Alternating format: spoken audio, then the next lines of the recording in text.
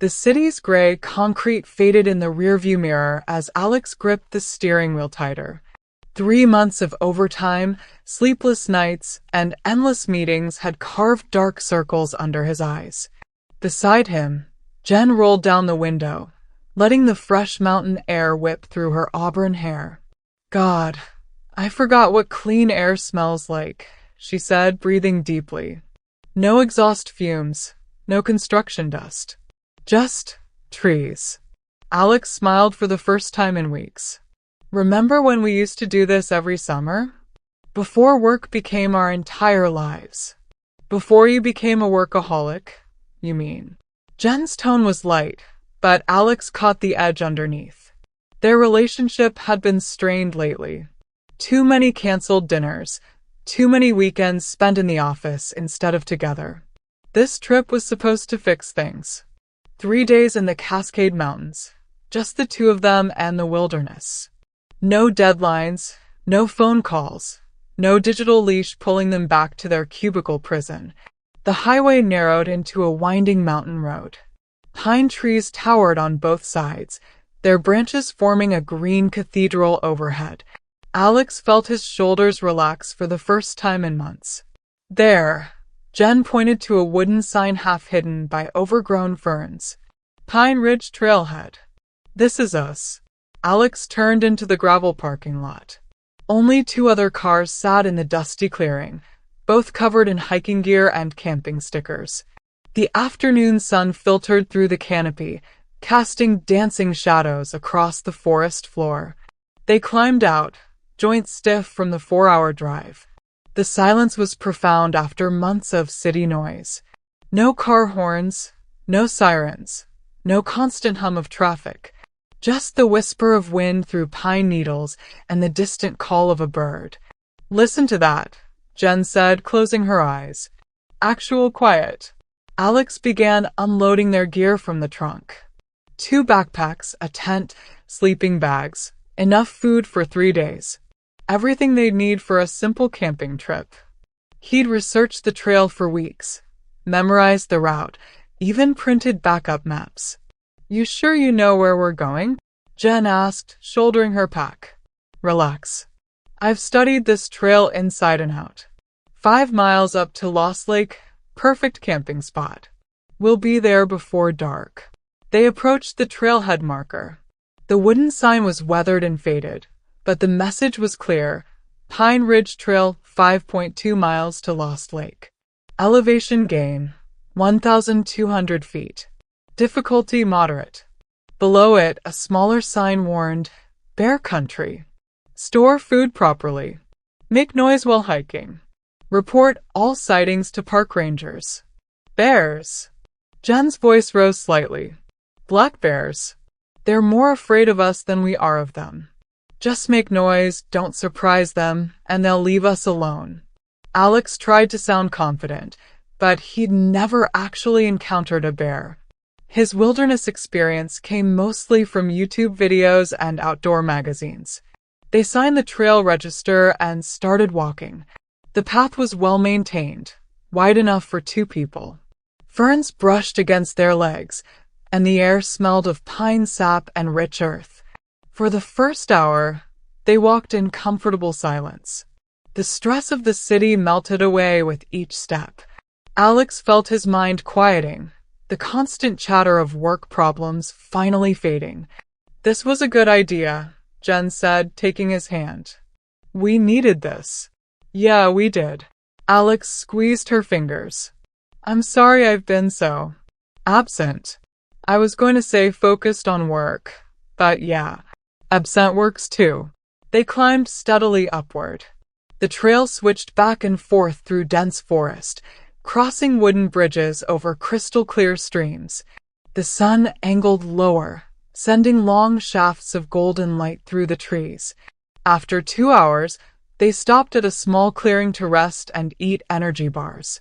Alex pulled out his printed map, studying their progress. We should be about halfway, he said. Making good time. Jenn dug through her pack, then froze. Alex. What? My phone. I left it on the kitchen counter. Alex felt his stomach drop. He patted his pockets frantically, then remembered the image clearly. His phone sitting on the nightstand next to his wallet and keys. In his excitement to leave, he'd grabbed the wallet and keys but forgotten the phone. "I don't have mine either," he admitted. They stared at each other in the fading light. No phones meant no GPS, no emergency contact, no way to call for help if something went wrong. "It's fine," Alex said, trying to convince himself as much as Jenn. "People hiked for thousands of years without phones. We have a map, compass, everything we need." "Right." Jenn's voice was tight. "We're adults. We can handle one weekend in the woods without our digital security blankets." But as they resumed hiking, the forest seemed different. The shadows were deeper, the sounds more ominous. Every snapping twig made them jump. The comfortable silence had become something else entirely. The trail began to climb more steeply. Alex's legs burned, and sweat soaked through his shirt despite the cooling air. According to his map, they should have reached the lake by now, but the path kept winding upward through identical-looking forest. "Are you sure we're going the right way?" Jenn asked, breathing hard. Alex stopped and pulled out his compass. The needle pointed north, but the trail seemed to curve east. He studied the map, trying to match the terrain features with the contour lines. Yeah, this is right. The trail curves around the mountain before dropping down to the lake." But doubt gnawed at him. Had they missed a turn? The forest all looked the same now, endless repetition of pine trees and ferns. The trail was still clear, but was it the right trail? Darkness was falling faster than he'd expected. Between the thick canopy and the approaching sunset, visibility was dropping rapidly. They needed to find the lake soon, or they'd be hiking in complete darkness. "Alex, look at this." Jenn was kneeling beside the trail, pointing at the dirt. In the soft earth, clear as day, was a massive paw print. It was easily 6 inches across, with distinct claw marks extending beyond the toe pads. That's a big dog, right?" Jenn's voice was barely a whisper. Alex knelt beside her, his heart pounding. He'd seen pictures of bear tracks online, but seeing one in person was different. The size was shocking, the claw marks unnaturally long and sharp. "It's a bear track," he said quietly. "But it's old, see? The edges are worn down. This could be from days ago." He hoped that was true. The track looked fresh to him, the edges sharp and clear. But Jenn was already scared enough without him adding to her fears. They stood up, scanning the forest around them. Every shadow could hide a massive predator. Every sound could be the approach of something with teeth and claws. "We need to find the lake," Alex said. "Get camp set up before full dark." They walked faster now, driven by the approaching night and the knowledge that they were sharing the forest with something that could kill them without effort. Alex's confident navigation had given way to desperate hope that they were still on the right trail. The path curved sharply to the left, then began to descend. Alex's spirits lifted. Finally, they were heading downhill toward the lake. But after 20 minutes of steady descent, they emerged into a clearing that definitely wasn't Lost Lake. A small meadow stretched before them, surrounded by towering pines. A creek ran through the center, but there was no lake in sight. "This isn't right," Jenn said, her voice tight with controlled panic. "Where are we?" Alex pulled out his flashlight and studied the map again. The beam wavered as his hands shook. Nothing on the paper matched what they were seeing. "We must have taken a wrong turn somewhere," he admitted. But the trail was so clear. "So what do we do now?" The question hung in the air like a physical weight. Night was falling fast, and they were lost in bear country without any way to call for help. Alex's carefully planned weekend was becoming a nightmare. "We camp here tonight," he said, trying to sound more confident than he felt. "In the morning, we'll backtrack to where we went wrong." They set up their tent in the meadow, following the beam of Alex's flashlight. Every sound from the forest made them freeze. The snap of a branch, the rustle of leaves, the distant call of an owl, all of it seemed threatening now. As they crawled into their sleeping bags, Jenn whispered, "Alex, that bear track, it was fresh, wasn't it?" Alex wanted to lie, to reassure her, but the truth was written in the sharp edges of that massive paw print. "Yeah," he said quietly. "It was fresh." Neither of them slept much that night. Dawn broke gray and cold over the unfamiliar meadow. Alex woke to the sound of Jenn's breathing beside him and the distant drip of dew from pine needles. His body ached from sleeping on the hard ground, and his mind felt sluggish from restless sleep. Outside the tent, the forest was shrouded in mist. Water droplets clung to spider webs, creating intricate patterns that would have been beautiful under different circumstances. Now, every shadow seemed to hide potential danger. "You awake?" Jenn's voice was hoarse. Unfortunately, Alex unzipped the tent flap and peered out. The meadow looked peaceful in the morning light, but he couldn't shake the feeling that they were being watched. They ate a quiet breakfast of granola bars and instant coffee made with creek water. The hot liquid helped chase away the chill, but couldn't warm the cold knot of fear in Alex's stomach. "Okay," he said, spreading the map on a flat rock. "We need to backtrack to where we went wrong. Find the main trail again." Jenn studied the topographic lines, frowning. "But where exactly are we now? This meadow isn't on the map." She was right. The map showed dense forest all around Lost Lake, with no large clearings marked. Either they'd wandered further off course than Alex thought, or his map was incomplete. "We follow the creek," he decided. "Water always leads somewhere. If we're lucky, it'll take us back to the main trail." They packed up camp quickly, both eager to leave the exposed meadow. The forest felt safer somehow, more concealing. But as they entered the tree line, Alex noticed something that made his blood run cold. Fresh bear tracks in the soft earth beside the creek. Not one set, but multiple prints, as if the animal had been pacing back and forth. The claw marks were deep and sharp, clearly made within the last few hours. "Jenn, don't look down," he said quietly. Of course, she immediately looked down. Her face went white. "It was here," she whispered. "Last night, while we were sleeping." Alex knelt beside the tracks, studying them with growing alarm. The bear had approached their camp, circled it, then moved off toward the creek. The prints were massive, bigger than the one they'd seen yesterday. "We need to move," he said, standing up. "Now." They walked quickly along the creek, Alex constantly scanning the forest around them. Bears were supposed to be afraid of humans, but this one seemed to be following them. That wasn't normal behavior for a black bear. The creek babbled cheerfully beside them, oblivious to their fear. Fish jumped in the deeper pools, and birds called from the branches overhead. It should have been a peaceful morning hike, but every sound made them jump. After an hour of walking, they came to a place where the creek forked.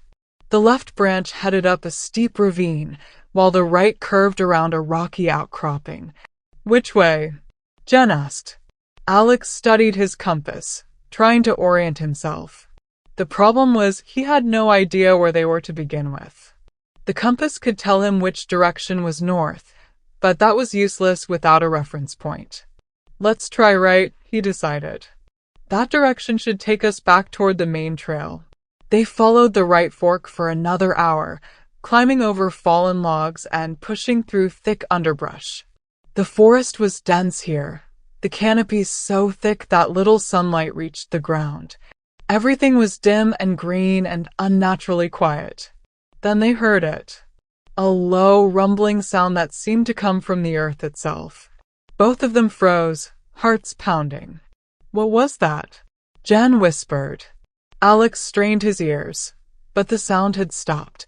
For a moment, he wondered if he'd imagined it. Then it came again, closer this time. A deep, guttural growl that raised the hair on the back of his neck. "Bear," he breathed. They stood perfectly still, not daring to move. The growl came again, definitely closer. Through the trees, Alex caught a glimpse of movement. Something large and dark, moving with surprising grace through the underbrush. "Back away," he whispered. Slowly, they took careful steps backward, trying not to make any sudden movements. The bear safety rules flooded back to Alex's mind. Don't run, don't make eye contact, make yourself look big, back away slowly.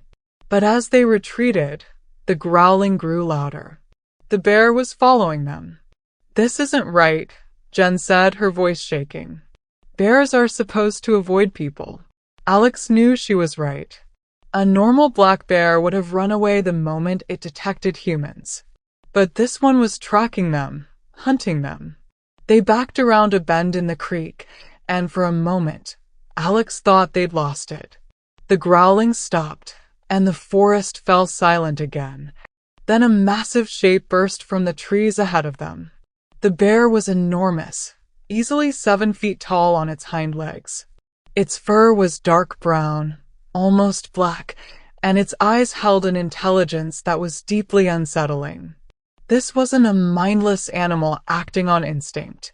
This was a predator that had chosen them as prey. "Don't run," Alex said, fighting every instinct in his body. "Make noise. Look big." They raised their arms above their heads and yelled at the top of their lungs. "Get back. Go away." The bear dropped to all fours and took a step toward them. Its massive head swayed from side to side, studying them with those intelligent eyes. Saliva dripped from its open mouth, revealing teeth like yellow daggers. "It's not working," Jenn said, her voice rising to near panic. The bear took another step forward, then another. It was testing them, seeing if they would run. Every predator instinct in its body was triggered by their fear. Alex grabbed Jenn's hand. "When I say go, we run for those rocks," he whispered, indicating a pile of boulders about 50 yards away. "Don't look back." The bear huffed, a sound like steam escaping from a boiler. It lowered its head and began to charge. "Go!" They ran faster than Alex had ever run in his life. Behind them, he could hear the bear crashing through the underbrush, closing the distance with terrifying speed. Bears could run 30 miles per hour through forest. Humans couldn't. They reached the rocks just as Alex felt hot breath on the back of his neck. He shoved Jenn up onto the highest boulder and scrambled after her. The bear arrived a second later, rearing up on its hind legs and swiping at Alex's feet with claws the size of kitchen knives. "Higher!" Alex shouted, pulling Jenn up to the very top of the rock pile. The bear circled below them, huffing and growling. It tried to climb the rocks but was too heavy, too bulky. For now, they were safe. "What do we do?" Jenn asked, shaking uncontrollably. Alex looked around desperately. The rocks were about 12 feet high, enough to keep them safe from the bear's reach. But they couldn't stay here forever. They had no food, no water, and night would fall again in 8 hours. "We wait," he said. "It'll get bored and leave." But even as he said it, Alex knew it wasn't true. The bear had been tracking them since yesterday, maybe longer. This wasn't a chance encounter. This was a predator that had marked them as prey. The bear settled down at the base of the rocks, clearly planning to wait them out. Its dark eyes never left them, and Alex could see the intelligence there. This animal was thinking, planning, problem-solving. Hours passed. The sun moved across the sky, and the bear never left its position. It dozed occasionally, but its ears were always alert, tracking their every movement. "We have to do something," Jenn said as the shadows began to lengthen. "We can't spend another night out here." Alex studied the terrain around them. The creek was about 30 yards away, too far to reach before the bear caught them. The forest was dense, offering no clear escape route. Then he noticed something. The bear was positioned between them and the creek, but there was a game trail leading away from the water on the far side of the rocks. If they could get down quietly... I have an idea, he whispered. But it's dangerous. He explained his plan. They would wait for the bear to doze again, then quietly climb down the backside of the rocks. The game trail should take them away from the creek and hopefully back toward the main hiking trail. What if it follows us? Jenn asked. Then we find more rocks to climb. It wasn't a good plan, but it was the only plan they had. As the afternoon wore on, the bear's naps grew longer. Finally, around 4 o'clock, it settled into what looked like a deeper sleep. Now, Alex whispered. They climbed down the backside of the rocks as quietly as possible. Every scrape of boot on stone sounded like a gunshot in the forest silence. The bear stirred but didn't wake. They reached the game trail and began walking quickly away from the creek. The path was narrow and overgrown, clearly made by animals rather than humans. But it was leading them away from the bear, and that was all that mattered. They walked for an hour without looking back. The game trail wound through dense forest, over fallen logs, under low-hanging branches. Alex's backpack caught on every other tree, and his legs were scratched bloody by thorns. But they were moving, putting distance between themselves and the bear. Maybe they could find the main trail before dark. Maybe they could get out of this nightmare alive. Then Jenn grabbed his arm. Alex, look, 20 feet ahead, pressed into the soft earth of the game trail, was a fresh bear track. The claw marks were still sharp, the edges clean. The bear hadn't given up. It was still hunting them. The fresh track in the game trail changed everything. Alex knelt beside it, studying the deep impression in the soft earth. The print was massive, easily the size of a dinner plate, with claw marks extending 4 inches beyond the toe pads. How is this possible? Jenn's voice was barely a whisper. We saw it back at the rocks. It was sleeping. Alex stood up, his mind racing. Either there were 2 bears, or this one was far more intelligent than they'd given it credit for. It had somehow circled around them, getting ahead of them on the trail. We need to go back, he said. Back to the rocks? With that thing waiting for us. We can't go forward. It's ahead of us now. They stood in the middle of the game trail, paralyzed by impossible choices. Behind them lay the creek and the rocks where they'd been trapped. Ahead lay fresh bear sign and almost certain death. There, Jenn pointed into the forest. No trail, but we can push through the underbrush. Go around it. Alex looked where she was pointing. The forest was thick, almost impenetrable. They'd be making noise, moving slowly, completely vulnerable. But staying on the trail meant walking into a trap. Okay, he decided. But we stay together. Don't get separated. They pushed into the underbrush, branches clawing at their clothes and faces. The forest was darker here, the canopy so thick that it felt like twilight, even though it was still afternoon. Every step seemed to echo through the trees. Alex tried to maintain their direction using his compass, but the dense vegetation made it difficult to see more than a few yards ahead. They could be walking in circles for all he knew. After 20 minutes of brutal bushwhacking, they emerged into a small clearing. Alex's heart sank. In the center of the clearing was a pile of bones, picked clean and scattered across the forest floor. Oh God, Jenn breathed. Alex approached the remains carefully. Most of the bones were from deer, but there were others he couldn't identify. The skeleton was partially intact, with massive bite marks visible on the larger bones. It's a kill site, he said. The bear brings prey here to feed. Around the bones, the earth was churned up and stained dark. The smell of decay hung heavy in the air. This wasn't just a feeding ground. It was a larder, a place where the bear stored its kills. We need to leave, Jenn said. Now.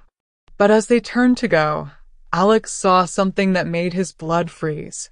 At the edge of the clearing, barely visible in the shadows, was a piece of bright blue fabric. He walked closer, praying he was wrong.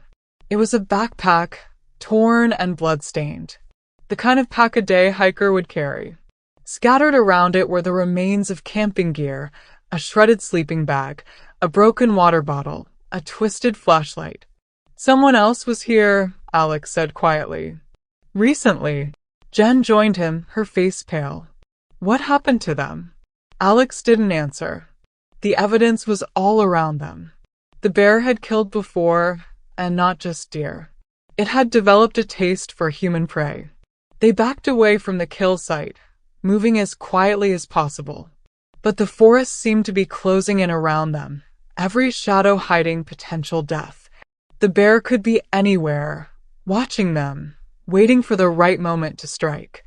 They pushed through the underbrush for another hour, trying to put distance between themselves and the kill site. Alex's legs burned, and his lungs ached from the effort. But fear drove them forward. Fear of becoming the next pile of bones in that terrible clearing. Finally, they stumbled onto another game trail. This one was wider, more established, running roughly parallel to the creek they'd been following earlier. Which way? Jenn asked.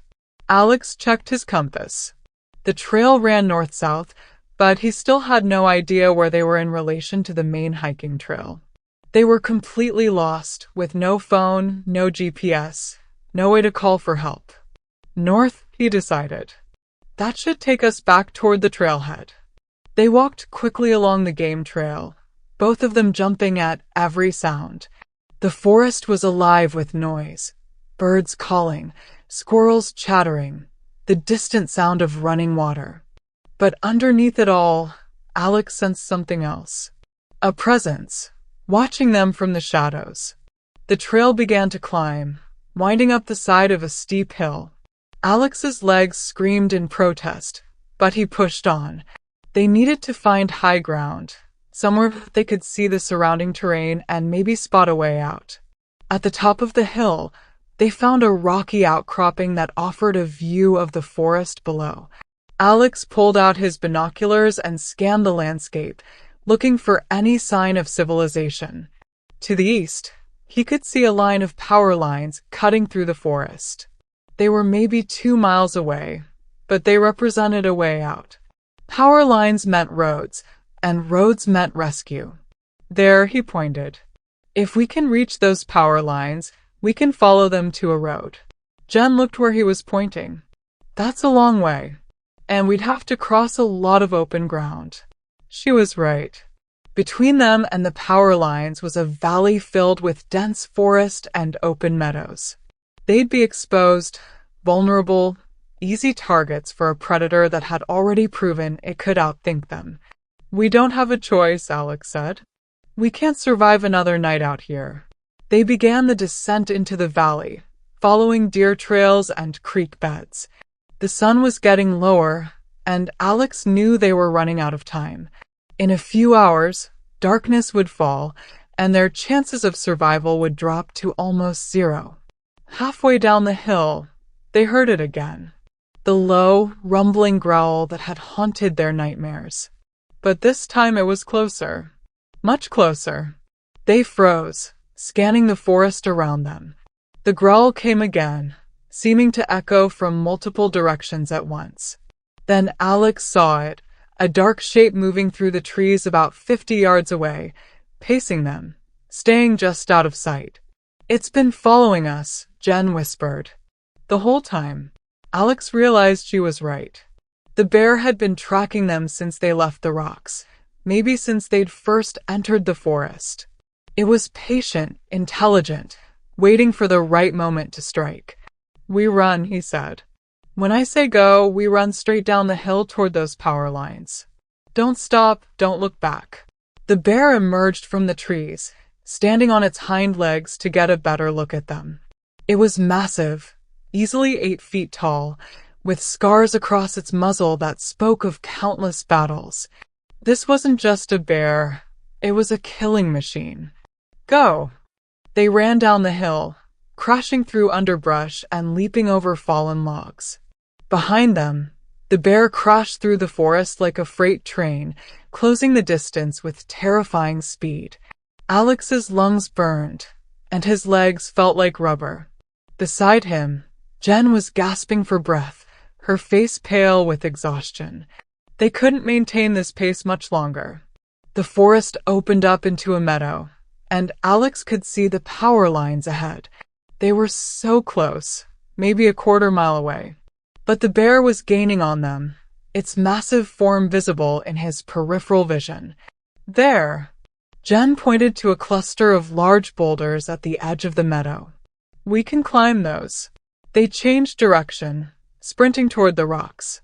The bear followed, its huffing breath audible over the sound of their footsteps.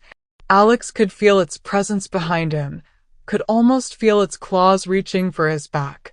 They reached the boulders just as the bear burst from the tree line.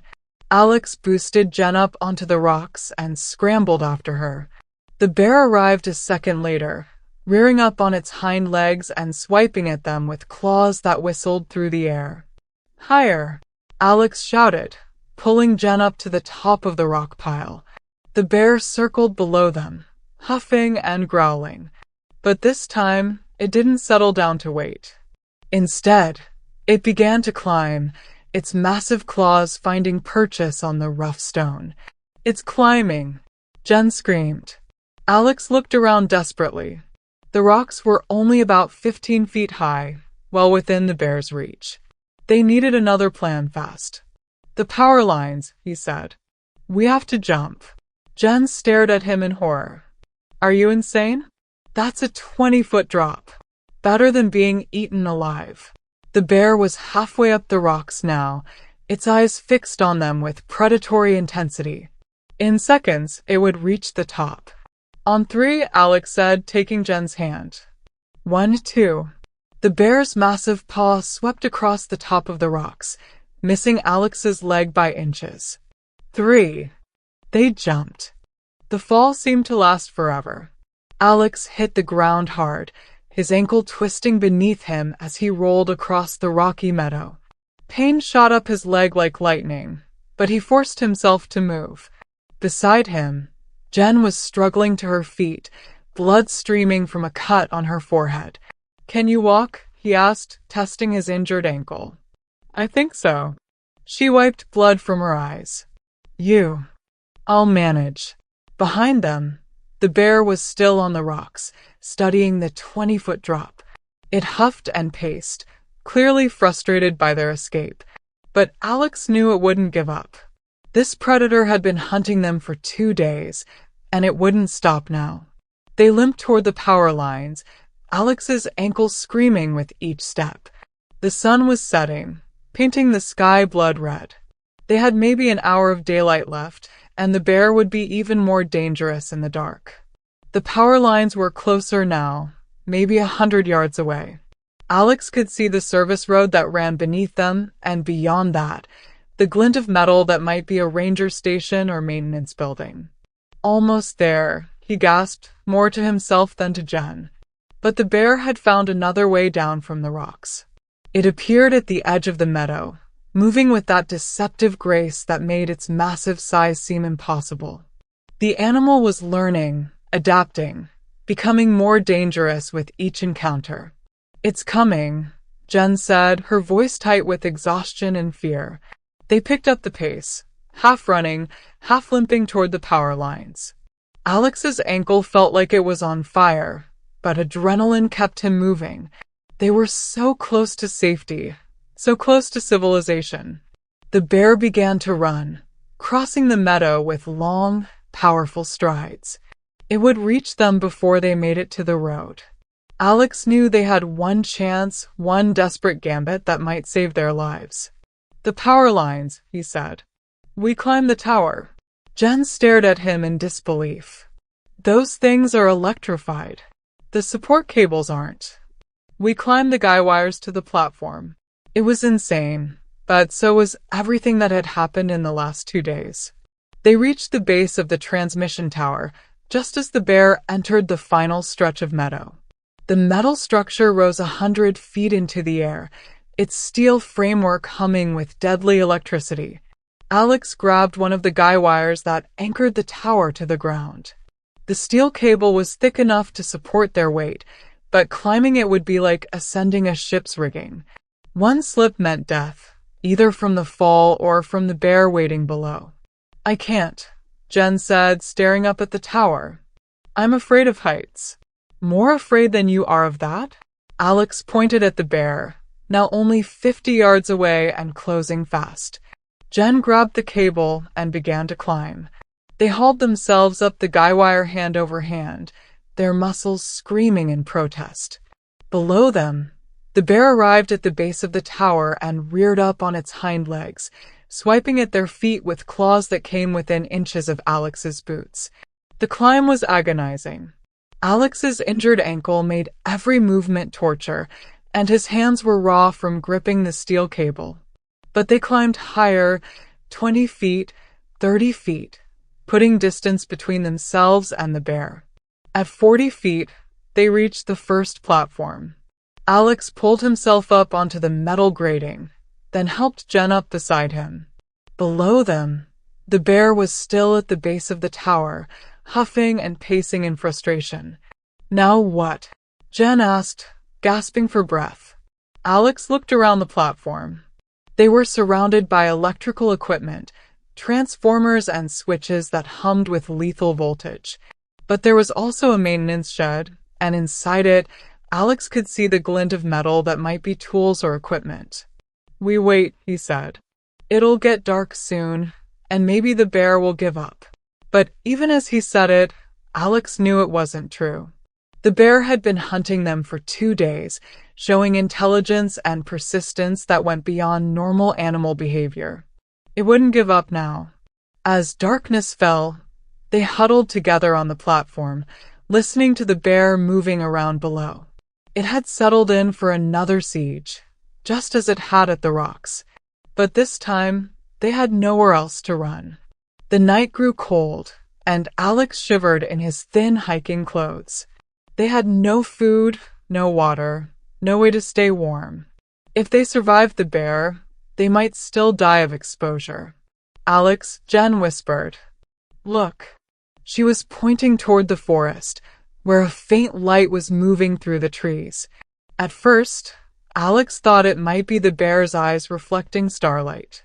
Then he realized what he was seeing. Flashlight, he breathed. Someone's coming. The light grew brighter, and Alex could hear voices calling through the forest. Search and rescue, probably alerted when they failed to return from their hike. Help was coming, but they were still trapped on the platform with a man-eating bear below. Here! Alex shouted at the top of his lungs. We're here. The flashlight beam swung toward them, and Alex heard surprised voices. The rescue team had found them, but they were also about to walk into a trap. Stay back, Alex yelled.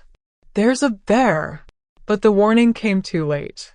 The bear had heard the voices too, and it was moving toward the new arrivals. Alex watched in horror as the predator disappeared into the forest, stalking fresh prey. We have to do something, Jenn said. They don't know what they're walking into. Alex looked around the platform desperately. In the maintenance shed, he found a toolbox containing wrenches, screwdrivers, and other equipment. Nothing that would stop a bear, but maybe enough to distract it. I'm going down, he said. That's suicide. Those people are going to die if I don't do something. Alex grabbed the heaviest wrench from the toolbox and began climbing down the guy wire. His injured ankle screamed in protest, but he forced himself to move. Below him, he could hear shouts and the sound of something large crashing through the underbrush.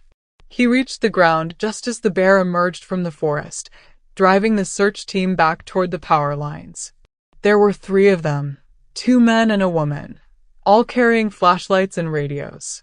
They were backing away from the bear, but they had nowhere to go.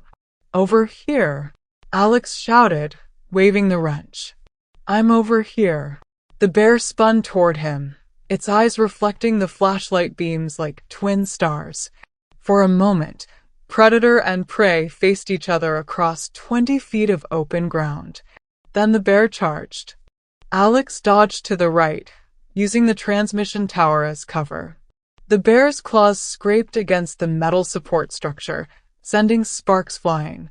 The animal was massive, easily 700 pounds of muscle and fury, but Alex had one advantage. He knew the terrain. He led the bear around the tower, staying just out of reach of those deadly claws. Behind him, he could hear the search team climbing the guy wires, following the path he and Jenn had taken hours earlier. But Alex was tiring fast. His injured ankle gave way, and he stumbled. The bear was on him in an instant, rearing up on its hind legs to deliver a killing blow. The wrench felt pathetic in his hands, but it was all he had. He swung it with all his strength, connecting with the bear's snout. The animal roared and stepped back, more surprised than hurt. "Alex, get up here." Jenn's voice came from the platform above. But there was no time. The bear shook its massive head and charged again. Alex rolled to the side, feeling claws whistle past his ear. He needed a weapon, something more effective than a wrench. In the maintenance shed on the platform, he'd seen emergency equipment. Flares, maybe even bear spray.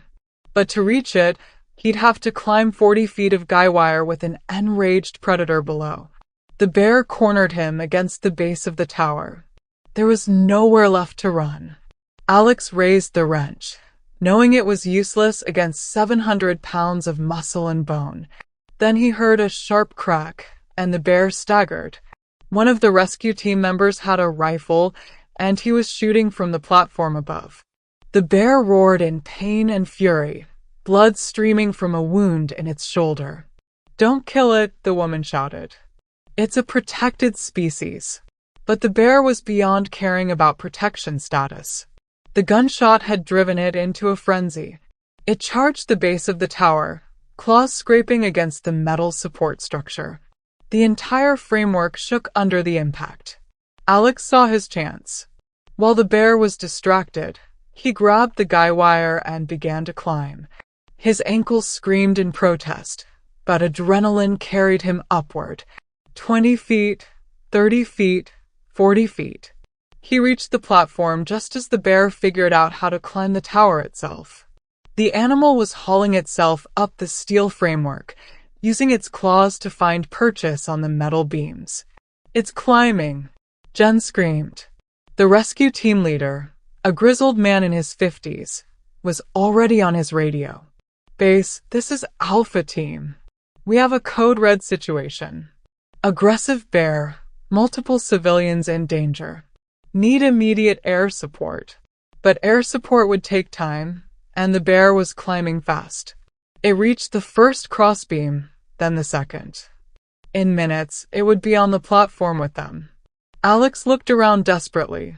The maintenance shed contained emergency equipment, but most of it was useless against a bear. Then he saw it, a flare gun, designed to signal for help in emergencies. He grabbed the gun and a handful of flares. The bear was 30 feet below and climbing steadily. Alex loaded a flare into the gun and aimed. The flare struck the bear in the chest, exploding in a shower of red sparks. The animal roared and lost its grip, falling 20 feet to the ground. But it wasn't seriously injured. Within seconds, it was climbing again. "There!" Jenn pointed toward the forest. "Helicopter." Alex could hear the rotor blades now, growing louder as the aircraft approached. But the bear was almost at the platform. They had maybe 30 seconds before it reached them. Alex loaded another flare and fired. This one caught the bear in the face, and the animal fell again. But it was learning, adapting. The third time it climbed, it moved faster, using a different route up the tower. The helicopter appeared over the trees, its spotlight sweeping across the transmission tower. The pilot could see the situation clearly. 6 people trapped on a platform with a massive bear climbing toward them. "Stand back," the rescue team leader shouted. "They're going to use the dart gun." From the helicopter, Alex could see a figure leaning out with what looked like a rifle. But the bear was almost at the platform now, its massive paws gripping the final crossbeam. The dart gun fired with a soft pop. The tranquilizer dart struck the bear in the shoulder, but the animal barely noticed. It was too close to its prey, too focused on the kill. The bear's massive head appeared over the edge of the platform. Its eyes were wild with rage and pain, foam dripping from its jaws. This was no longer an animal. It was a killing machine driven by instinct and fury. Alex had one flare left. He shoved it into the gun and pulled the trigger just as the bear hauled itself onto the platform. The flare exploded against the animal's chest, setting its fur on fire. The bear roared and stumbled backward, clawing at the flames. For a moment, Alex thought it might fall. Then the animal's hindquarters hit the platform railing, and it caught itself. "Jump," the rescue team leader shouted. "Into the net." Alex looked down and saw that the helicopter crew had deployed a rescue net below the platform. It was a 40-foot drop, but the net would break their fall. "I can't," Jenn said, staring at the drop. "I'm afraid of heights." The bear was rolling on the platform, trying to extinguish the flames. But the fire was already going out, and the animal was getting back to its feet. They had seconds before it recovered. "Together," Alex said, taking Jenn's hand. "We go together." They climbed over the railing as the bear struggled to its feet. Behind them, the rescue team was preparing to follow. The helicopter hovered below, its rotor wash whipping the net back and forth. "Now!" Alex shouted. They jumped. The fall was terrifying, but brief. They hit the net hard, bouncing once before coming to rest. Above them, the rescue team was following, one by one. The bear appeared at the platform railing, huffing and growling, but it was too injured to pursue. The helicopter pilot maneuvered toward a clearing where ambulances and fire trucks were waiting.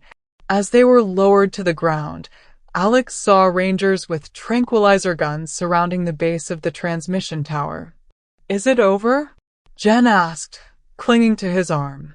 Alex looked back at the tower, where the bear was still visible on the platform. The animal was wounded, confused, but still dangerous.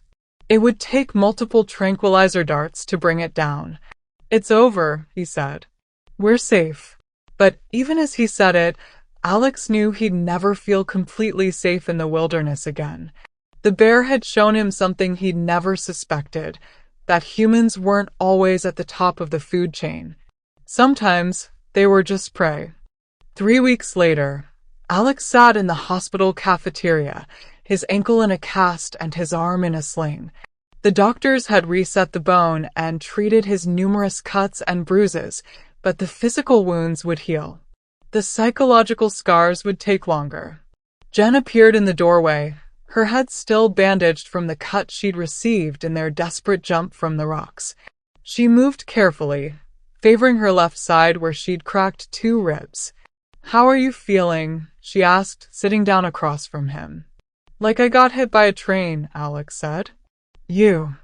"Same. But we're alive." They sat in comfortable silence, both lost in their own thoughts. The ordeal had changed them, bonded them in ways that normal couples could never understand. They had faced death together and survived. "I talked to the ranger this morning," Jenn said. "They caught the bear." Alex looked up, surprised. "Caught it?" "Tranquilized it on the platform.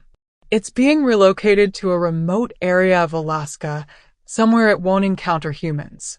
"They're not putting it down?" The investigation showed it had been wounded by poachers earlier this year. Bullet fragments in its skull, damage to its brain. That's why it was behaving so aggressively. It wasn't really the bear's fault. Alex absorbed this information. Somehow, it made him feel better to know that the bear hadn't been inherently evil, just damaged. It had been acting on instinct, trying to survive in a world that had hurt it. "What about the other victim?" he asked. "The hiker whose gear we found?" Jenn's expression grew somber. "David Patterson, 26 years old. He was on a solo backpacking trip 3 weeks ago. His body was found near the kill site." Alex closed his eyes, imagining the young man's final moments. He could have been any of them, any hiker who'd made the mistake of encountering a damaged predator. There's something else, Jenn said. The Rangers want to give us a commendation for helping save the rescue team. Alex shook his head. I don't want a commendation. I just want to forget this ever happened. But he knew he never would. The memories were burned into his mind. The bear's intelligent eyes, the sound of its claws on stone, the desperate climb up the transmission tower. He'd relive those moments in nightmares for years to come. We should go back, Jenn said suddenly. Alex stared at her. Are you insane? Not to the same place. But we can't let this ruin the wilderness for us. We can't let fear win. Alex considered this. Part of him wanted to never leave the city again, to surround himself with concrete and steel and the safety of civilization. But another part, the part that had kept him climbing when the bear was snapping at his heels, knew she was right. Maybe, he said. Someday. With better preparation. And working phones, Jenn added with a weak smile. Definitely working phones. They left the hospital together, walking slowly toward Alex's car. The city stretched out before them, all glass and steel and blessed normalcy. But Alex found himself looking toward the mountains on the horizon, where the forest waited with its ancient secrets. He'd been changed by his encounter with the bear, marked by it in ways he was still discovering. The wilderness had shown him his own mortality, his place in the food chain, but it had also shown him something else, that he was capable of courage when it mattered most. The bear was gone now, relocated to the Alaskan wilderness where it belonged. But Alex knew he would carry it with him always, a reminder that nature was not just beautiful, it was dangerous, unpredictable, and utterly indifferent to human life. He started the car and drove toward home, toward safety, toward the life he'd almost lost. In the rearview mirror, the mountains grew smaller, but they never disappeared entirely. They would always be there, waiting for the next hiker who thought they understood the rules of the wilderness. The bear had taught Alex the most important lesson of all, that in nature, there was only one rule that mattered: survive. And sometimes, if you were very lucky and very brave, that was enough. The end. We encourage you to like and subscribe to our channel if you enjoyed the video. Please share your thoughts in the comments section and explore our channel for a diverse range of content, including audiobooks, murder mysteries, psychological thrillers, and classic novels. We strive to provide comprehensive and engaging storytelling experiences. Your visit is highly appreciated, and we are confident you will find content to your liking.